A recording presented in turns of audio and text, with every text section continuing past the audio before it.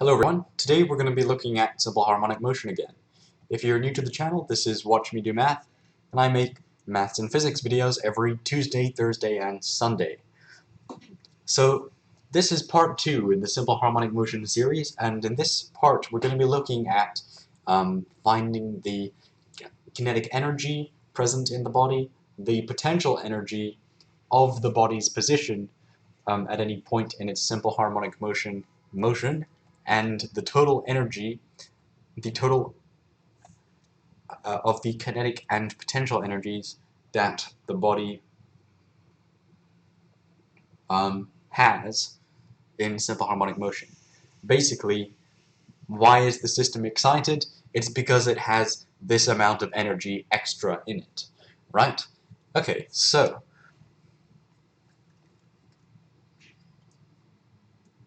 if you remember from the previous video, which was pretty long, we derived the equations of motion for simple harmonic motion.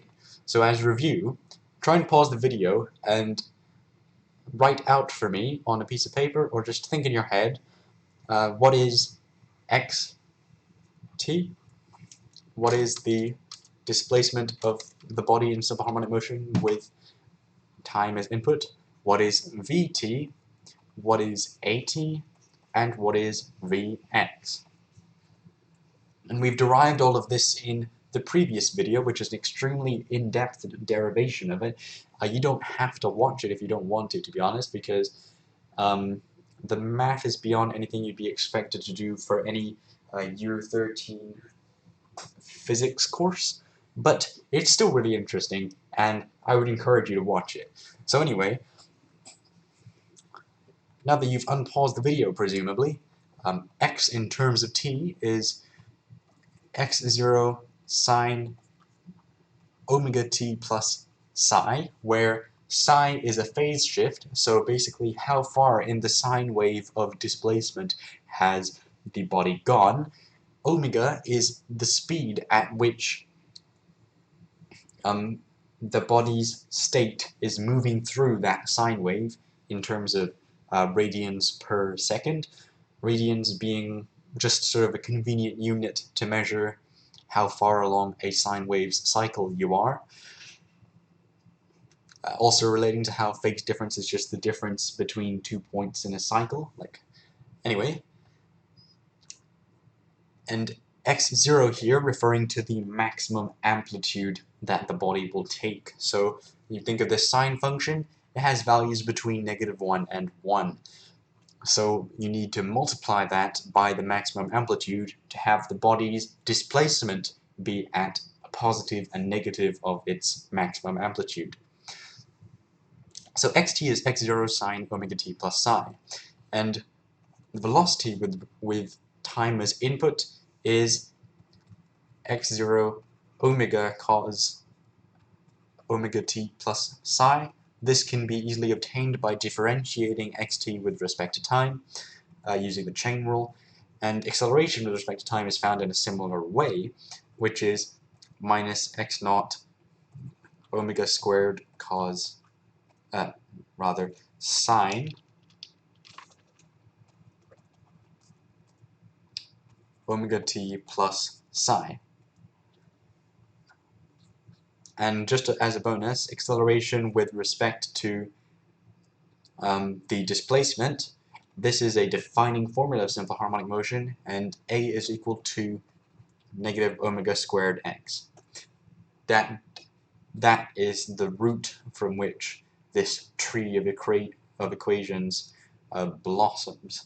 So v in terms of x is also something we derived in the previous question. It was in fact the first thing we derived, and we went from v in x to x in t, and then from x in t to b in t to a in t. That's the sequence of derivations that we did. Anyway, v of x is equal to what's it again? Yes, omega root x0 squared minus x squared. That is v in terms of x. So for instance, v at a maximum is omega times x naught if you take x to be 0, as the velocity is at a maximum when the body is at a peak, when the body is at equilibrium, because there's no potential energy, it's all kinetic energy, and the velocity is 0 when the body is at a maximum, when x is equal to x0.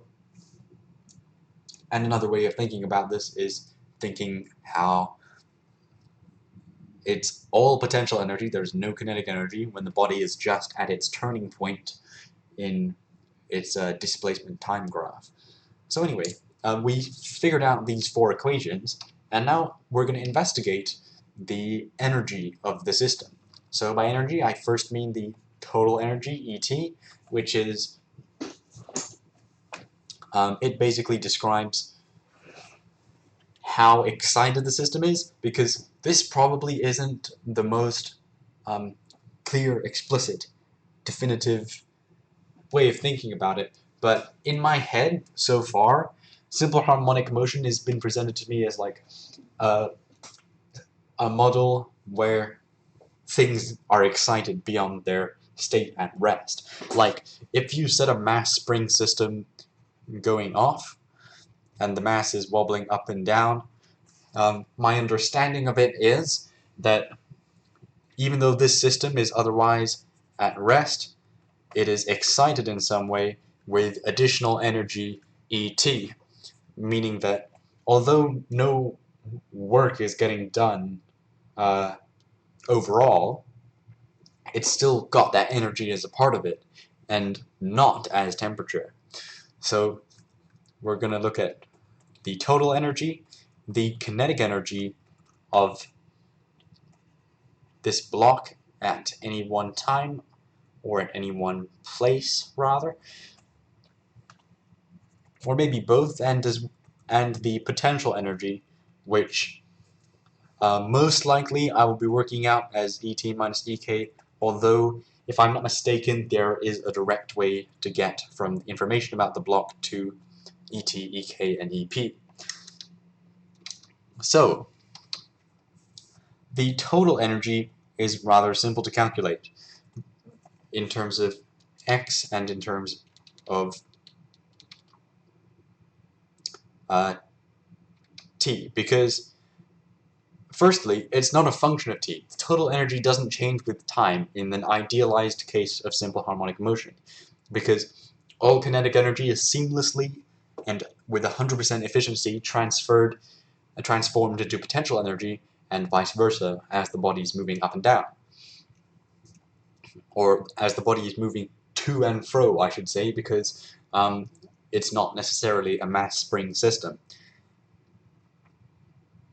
The total energy here is therefore going to be equal to the maximum potential energy or the maximum kinetic energy. For instance, if we look at a place where kinetic energy is 0, then we get the total potential energy, which is the integral of force with respect to time, with respect to displacement, and as force is equal to if A is minus w squared x, then the total energy of a system in which a mass is the thing being moved up and down, given that F is equal to ma, F is minus w squared mx dx, and really there is no negative sign here because we would be the ones applying the force to first push that block into that non-equilibrium state before letting it go, right? So it's really a positive force in the direction of that displacement. So integrating this, given that this is the formula for work done is the area under the force displacement graph. The work done on the block is equal to the total energy of the block when you let it go. Or rather, omega squared mx squared over 2. At least this is what I suspect is the case. But anyway, yeah. The total energy is omega squared mx squared over 2, or if you prefer, 1 over 2 m omega squared x squared, or x0 squared, because you would have pushed it all the way to the top of its motion. And if you want to think about the mass spring system as being a model for this, then think of it this way. You know from an earlier topic, mechanics, that the potential energy stored up in a spring is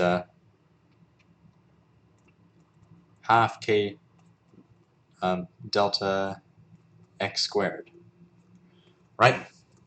And this delta x squared, given that you start at the equilibrium position, is going to be the new x minus 0 squared. So this is like half k x squared working its magic here. And if you think about the spring again, k is that constant of proportionality between the force and the extension of the spring. As you push the spring, it's going to overall create an unbalanced force on this mass, as I described in the previous video, of kx. And so this k is minus w squared m. So it follows that the potential energy involved is 1 over 2 w squared over m x squared, and no negative, because the force that we're dealing with is not a restoring force in the direction of the equilibrium, but rather our pushing force that's going in the same direction that the block is moving. And so, given that this law basically comes from the fact that work is the integral of force with respect to displacement, or the area under the force displacement graph, we get this expression that the total energy is this half m omega squared x0 squared when at a particular amplitude, or when the motion is of a particular amplitude. And in fact, we can even extend this to look at the potential energy of the system. EP is equal to half m w squared x squared, where x is simply the displacement of the block at any point in time. Okay, so that's pretty interesting. Another thing I'd invite you to think about is how a ball might portray simple harmonic motion if it was in a scenario that, since the potential energy is proportional to x squared. Oh, no, never mind. This is that was a mistake on my part. That's not a model that is appropriate to this situation. But anyway, I was thinking, just a question for you if you want to mathematically challenge yourself: is there any kind of curve that a ball could roll in that made the ball perform simple harmonic motion? I personally do not know the answer to this question, but I'm sure it'd be very interesting to figure out. So I'll maybe do a video on that in the future if you guys want, and I might even note that down now because it's actually a really good idea. But anyway, I'm not going to get into it in this video. Just have to think about that for yourself if you want. So the potential energy here would be 1 over 2 m omega squared x squared. So we can actually get our expression for kinetic energy out of these two expressions from the fact that total energy is equal to the potential energy plus the kinetic energy. But that feels a little bit like cheating. And the reason is because it's not cheating. It's absolutely a valid way to go about finding kinetic energy, but I'm not satisfied with it. I want a more direct way of finding kinetic energy. So let's go back to the original kinetic energy equation for any body that is moving. Ek is equal to half mv squared. And this half m looks awfully like it belonged in our original equation. So What's going on here? Well, as you remember, as we reviewed at the start of this video, v, in terms of x, the displacement from the equilibrium position, is equal to omega times the proportion of the velocity, the proportion of Vmax, which, as we determined in the previous video, is x0 squared minus x squared. And working from this,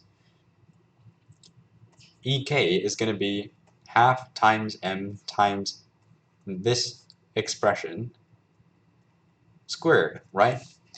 So EK is half m that squared. This is equal to half m omega squared. Well, this square root squared becomes just x naught squared minus x squared, which brings us back to our original ET minus EP term. So we've actually confirmed that EK is indeed the total energy minus the potential energy in this scenario, at least. So I find that pretty cool.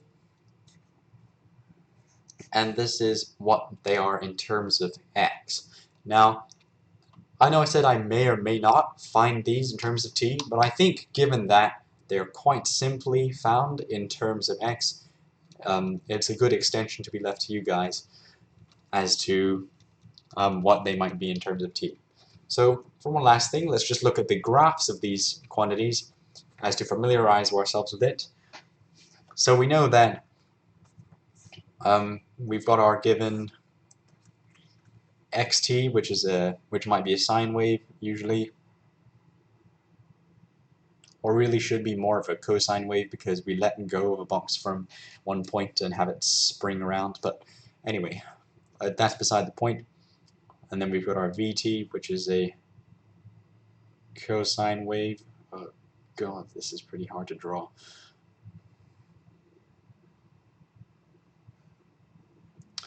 Anyway, I tried my best. And we've got our at, which is a minus sine wave.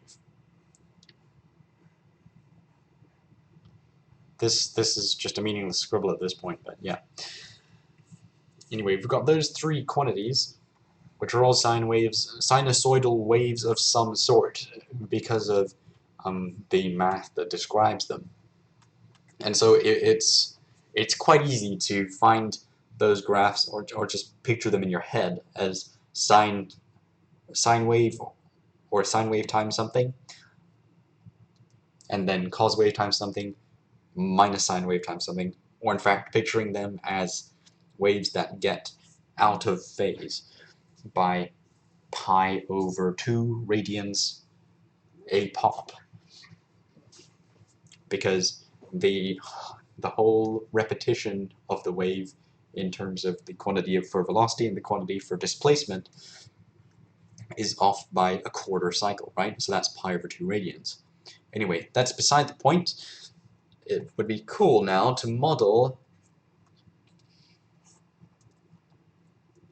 some energy quantities in terms of x, the displacement from the equilibrium position. So let's do that.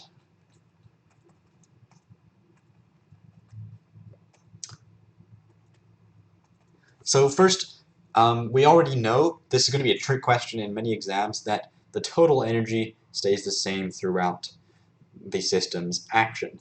It's the whole reason the system is excited, otherwise there would be no motion in the system. It's just there on top of the system already. And now, look at potential. It's a quadratic equation, basically. It's y is equal to kx squared, and that makes it quite easy to actually graph, where k in this scenario is that half m omega squared term. So this is energy total, this line here. The potential energy is going to look like this, EP. Now what makes me sad is that although I thought in my head that this might be the curve that makes a ball rolling down it perform simple harmonic motion is probably not correct, because like the force is dependent on the angle here. The angle just goes closer and closer and closer to 90 degrees as you move along the quadratic function, and so my guess is that the force just approaches the weight of the ball as it's almost free falling, rather than being proportional to the displacement from the equilibrium. But anyway, I might investigate that another time. We've got this potential energy curve here, and naturally we can find the kinetic energy curve by subtracting the total and potential energy curve. So this area here is very small, and then it gets larger and larger and larger until it's the whole segment here, and then back to being very small. And so if we were to plot that size change as our kinetic energy curve, we would get something like this. And you may notice that they intersect at the exact halfway mark between 0 and the total energy, because it's at these points where the kinetic energy is equal to potential energy. And each of those are going to be, therefore, half the total energy, as they will always add up to be the total energy. Okay, so cool. That's kind of all I wanted to say for this topic. I think this video went a lot better than the last one, but it is, of course, up to you, the viewers, to decide how that was the case. If you have a particular thing that you'd like me to talk about in a Watch Me Do Math video, then leave a request in the comments or email me at watchmedomath@gmail.com. There will be one more video in this series where I look particularly at the mass spring system in more detail, trying to find the period of its oscillation and looking at things like the period and frequency and so on, how they're related, as well as that of a pendulum. But for the time being, that's all. So thank you for watching. And do subscribe if this helped you, because more subscribers means more content.